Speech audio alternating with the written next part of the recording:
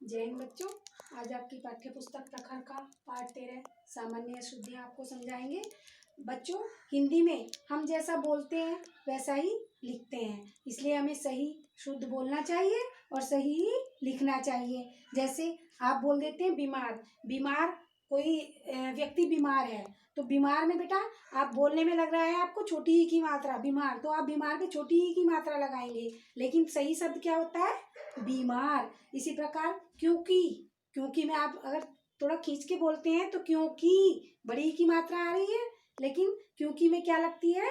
छोटी ई की मात्रा लगती है। इसी प्रकार वो शब्द मेहमान है, मैं हमारे घर मेहमान आए हैं, बेटा मेहमान नहीं होता, वो होता है मेहमान, उस पर एक ही मात्रा लगती है। वो शब्द मैंने दिए हैं, जैसे कवि, कवि में छोटी ई की मात्रा लगती है, बड़ी ई की नहीं, कवि होता है, ये जल्दी बोलता है। इसी प्रकार दीपावली, दीपावली नहीं होता, अगर हम दीपावली बोलते हैं तो द पर बड़ी ई की मात्रा लगेगी, और दिवाली बोलते हैं तो छोटी ई की मात्रा लगेगी। ये दीपावली गलत लिखा हुआ है, यहाँ पर दीपावली, सही शब्द ये है हमारा।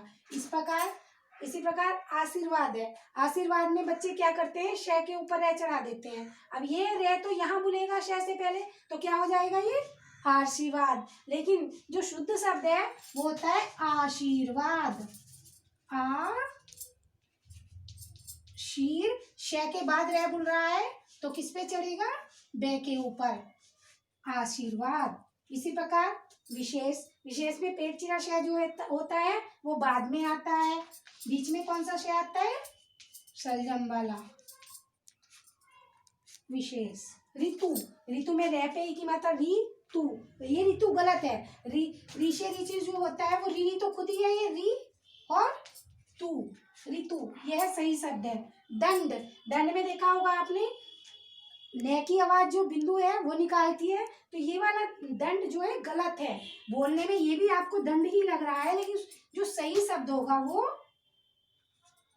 अंक की बिंदी ऊपर लगकर लिखा जाएगा। इस प्रकार हिंदी में हमेशा जो हम बोलते हैं वही लिखा जाता है। तो कुछ शब्द एक जैसे होते हैं, लेकिन उनको जब बोलते हैं तो उनमें अंतर होता है और लिखने में भी अंतर होता है। आपकी बुक में बहुत सारे शब्द दिए गए हैं, उन्हें बेटा ध्यान से पढ़ना, फिर जब मैं आपका लेक्चर लूंगी तो आपको एक एक शब्द अच्छे से समझाऊंगी।